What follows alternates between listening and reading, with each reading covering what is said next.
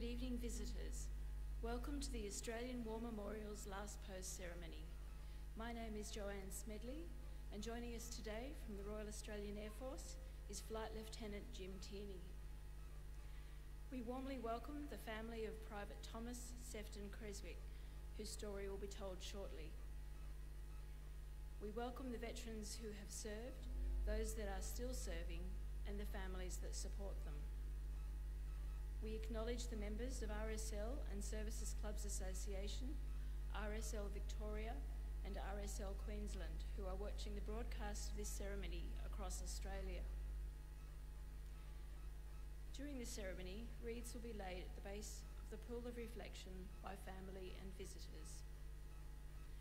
Please join and stand and join in the singing of the national anthem.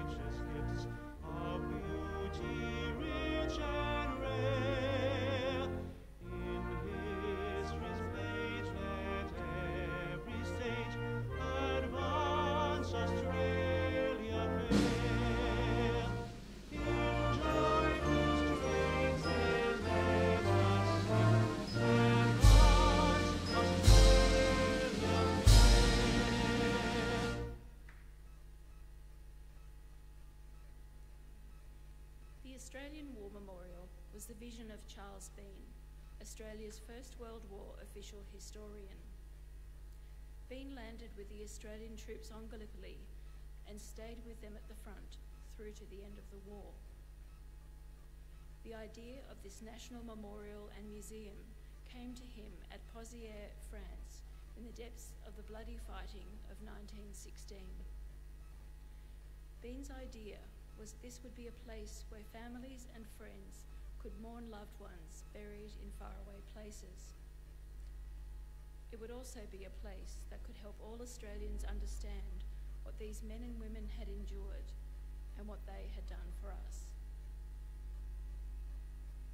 Bean's vision, to which we remain true, is best expressed as inscribed in the entrance to the memorial's galleries. Here is their spirit in the heart of the land they loved, and here we guard the record which they themselves made. Tonight we will read the story behind just one of those on the Roll of Honour, which lists the names of more than 102,000 men and women who have given their lives for us in war and operations for more than a century.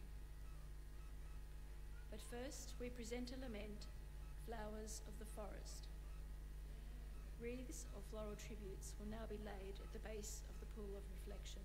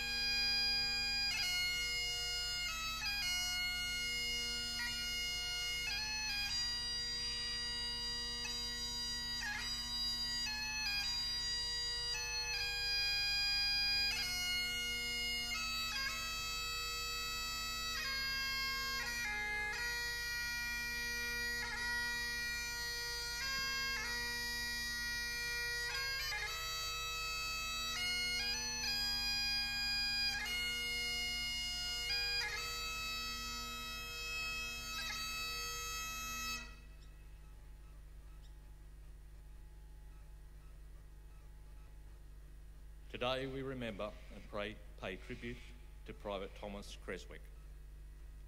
Thomas Sefton Creswick was born in 1898, one of 12 children of Richard and Amelia Creswick of Lake Cargellico in New South Wales. The family was also well known at Gouling, near Burke, where they owned a large sheep station. After completing public school at Elstonwick in Victoria, Thomas joined his parents as an overseer at a property near Marulan in the Southern Highlands. Thomas Creswick followed two of his older brothers into the Australian Imperial Force, enlisting in Sydney in September 1916. After a period of training at the showgrounds at Moore Park in Sydney, he embarked with a reinforcement group for the 37th Battalion. The following months were spent training on Salisbury Plain in England before Creswick sailed for France, and he then moved north into Belgium and joined the 37th Battalion at Pleugschert. After spending the next 6 months holding positions in the relatively quiet nursery sector near the town of Armentières, the battalion was preparing to go into battle for the first time in a major British effort to capture the Messines Ridge. On the 6th of June 1917, 19 underground mines were detonated beneath the German positions just moments before the artillery began their assault. The 37th Battalion advanced across the Petit Douve and captured a line of German positions beside the town of Messines. Although successful in capturing the devastated German positions, Australian troops were subjected to intense bombardments and counterattacks over the following days. Victory came at a heavy price, with the 37th suffering over 400 casualties in just 3 days of fighting. Among them was Thomas Creswick, who was last seen in a shell hole near Bethlehem Farm on the 7th of June, nursing gunshot wounds to his leg and side. Members of the battalion wrapped Creswick in a ground sheet and filled his water bottle before moving on, knowing he would soon be collected by stretcher bearers. But nobody saw or heard anything of him after the fighting ended.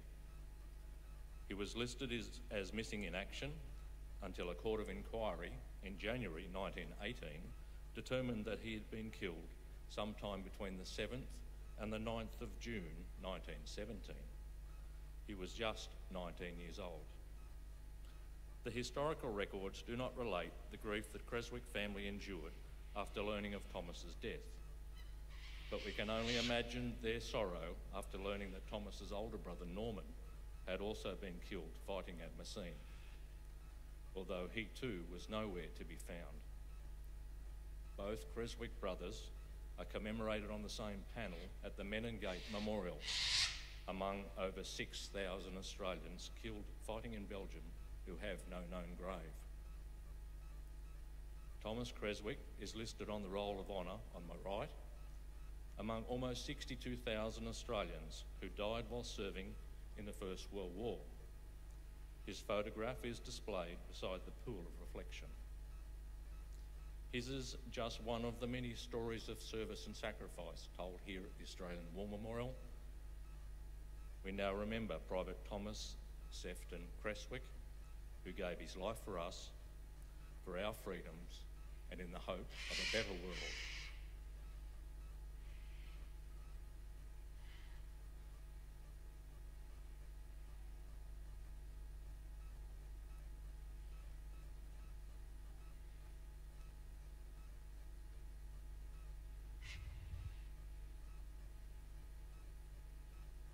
They shall grow not old, as we that are left grow old.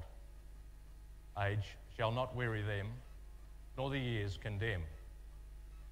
At the going down of the sun, and in the morning, we will remember them.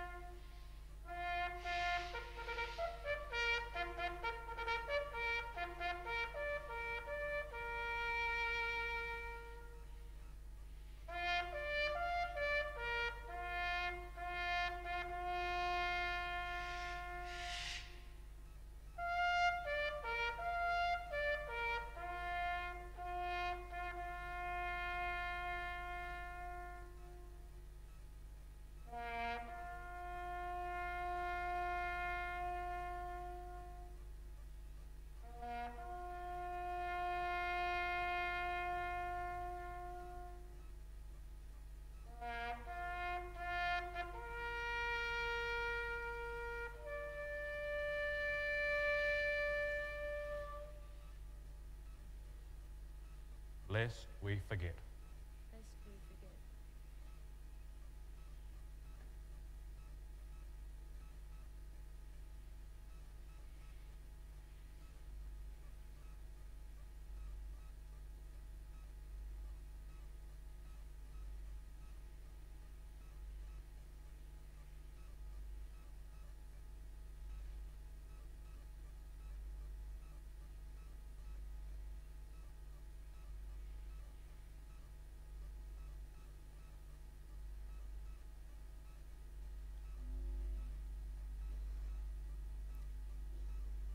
We leave you this evening with the words of the memorial's founder, Charles Bean. Many a man lying out there at Poziere or in the low scrub at Gallipoli, with his poor, tired senses barely working through the fever of his brain, has thought in his last moments, well, it's over. But in Australia, they will be proud of this. Ladies and gentlemen, that concludes the last post ceremony. Thank you for visiting the Australian War Memorial, and good evening.